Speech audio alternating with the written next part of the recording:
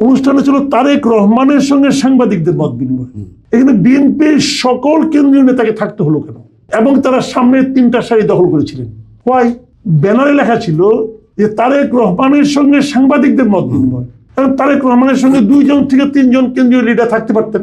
সকল লিডারকে ওখানে চেহারা দেখাতে হবে কেন? ওয়ালাইকুম, সুপ্রিয় দর্শক, স্বাগত জানাচ্ছি কথার পিঠে কথা অনুষ্ঠানে। আমি মোস্তফা ফিরোজ এবং আমার সঙ্গে যুক্ত আছেন সিনিয়র সাংবাদিক মাসুদ কামাল। মাসুদ কামাল, আজকেই আপনিও ছিলেন, আমিও ছিলাম এক অনুষ্ঠানে, সেটা হলো তারেক রহমানের সংবাদ সম্মেলনে। মানে অনেক সাংবাদিক মনে হচ্ছিল যেন সেই আবার পুরনো স্মৃতি মতন, যেই শেখ হাসিনা যেভাবে সংবাদ সম্মেলন করতেন তেমনটা হয় কি না।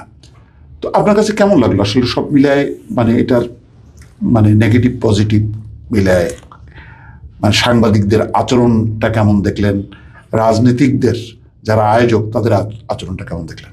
দেখেন, এখানে আসলে দুটো পার্ট। এটা এইভাবে যে একটা হলো যারা আয়োজন করেছেন, আরেকটা হলো যাদের জন্য আয়োজন করা হয়েছে। সাংবাদিকদের দিক থেকে উপস্থিতি অনেক ভালো ছিল। একটা 5 তারকা হোটেলে হলরুম ভর্তি হয়ে গিয়েছিল। তো এটা তো অনেক, আমার কাছে মনে হয়েছে যেটা। এবং তারা সবাই সিনিয়র সাংবাদিক, সবাই পরিচিত সাংবাদিক। এরাই আসলে দেশের সব মিডিয়াগুলিকে নিয়ন্ত্রণ করেন। কাজে সেই হিসেবে যাদেরকে আমন্ত্রণ করা হতো সবাই অংশ নিয়েছিল। অংশগ্রহণ করাটাও কিন্তু একটা বিষয়। এখানে সবারটা কিন্তু এত লোক যাবে না, তাই না?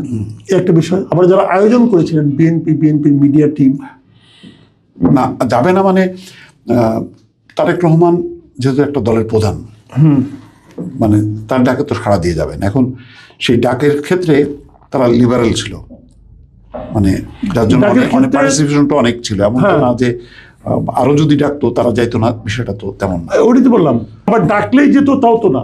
হ্যাঁ, সবাই ডাকলেই যাবে তাও তো না।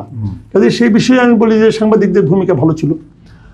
আবার যারা আয়োজক ছিলেন তাদের মধ্যে একটা জিনিস আমার কাছে একটু বিসাদৃশ্য লাগছে, আবার একটু ভালো লাগছে। যেমন তারেক রহমানের মানে আচরণ, কর্মকাণ্ড, কথাবার্তা আমার কাছে খুবই ভালো লাগছে। এই কারণে যে উনি প্রত্যেকটা টেবিলে, প্রত্যেকটা চেয়ারে বসে থাকা সাংবাদিকদের সামনে ব্যক্তিগতভাবে হাত মিলিয়েছেন, কুশল জিজ্ঞাসা করেছেন। এমনকি আমি দেখলাম উনি যে ক্যামেরা পার্সন যারা আছেন তাদের সঙ্গে কিন্তু উনি হাত মিলিয়েছেন। এবং এরকম আমি কিন্তু আগে কখনো দেখিনি। এত বড় একটা অডিয়েন্স, 10 জন 15 জনের সঙ্গে অনেক সময় আমি দেখেছি, কিন্তু এই প্রায় 200-300 লোকের সঙ্গে মানে ফিজিক্যালি যে হাত মেলানো, হেঁটে যাওয়া, এটা আমার কাছে সামথিং আনইউজুয়াল এবং আমি এটাকে পছন্দ করেছি। তারেক রহমান যে বক্তৃতা দিয়েছেন, অল্প সময় বক্তৃতা, আমি সেটাও পছন্দ করেছি। কারণ এই পর্যন্ত আমার কাছে মনে হয়েছে, আমি আগেও বলেছিলাম ওনার আরেকটা বক্তৃতা নিয়ে, আরেকটা পাবলিক মিটিং বক্তৃতা দিয়েছিলেন, যে এই প্রথম আমরা একটা রাজনৈতিক দলের শীর্ষ পর্যায়ের নেতার একটা বক্তৃতা শুনলাম যেখানে তার পূর্ববর্তী এবং প্রতিদ্বন্দ্বী শাসক অথবা দলের প্রতি কোনো ধরনের বিষোদ্গার নাই, তাদের ব্যাপারে কোনো অভিযোগ নাই, এবং উনি আর নিজের দল অতীতে কত ভালো ভালো কাজ করেছেন তার কোনো ফিরিস্তি নাই। উনি কেবল ওনার স্বপ্নের কথা বলেছেন, উনি কি করতে চান সেই কথাগুলো নিয়ে আলোচনা করেছেন, এবং যা করতে চান সেটাই করবেন তাও বলেন নাই, কিন্তু বলেছেন যে এগুলো আমি করতে চাই, আপনারা আমাদেরকে হেল্প করলে আমি করতে পারবো। এই বিষয়টা আপনি মানে একটু পরে শুনি।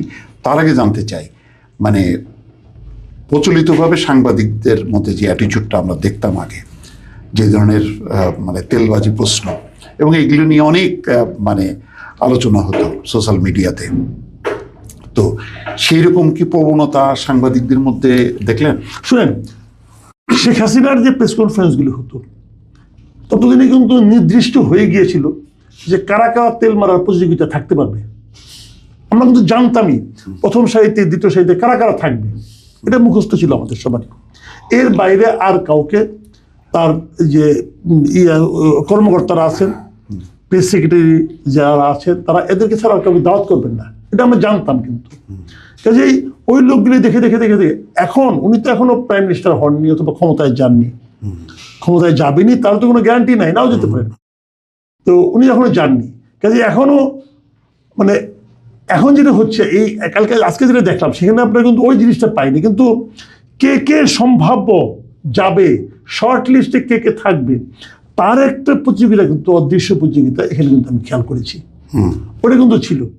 অনেক সাংবাদিককে দেখবেন যে রীতিমতো অনেক মানে যুদ্ধের মতো করে যে সামনে সাইতে জায়গা করে নিচ্ছে, যাদের কোনো ভূমিকাই নাই, কিন্তু তাদের একটাই মাত্র যোগ্যতা যে তারা মোসাহেবিতে উস্তাদ। এরকম কিছু কিছু ছিল, দু একটা চেহারা তো দেখলাম আমি ক্যামেরাতে। তবে যে জিনিসটা আমার খারাপ লেগেছে, এটা আপনার সঙ্গে আমি ওখানে বসে আলাপ করছি, আপনিও আমাকে দেখিয়েছেন জিনিসটা, সেটা হলো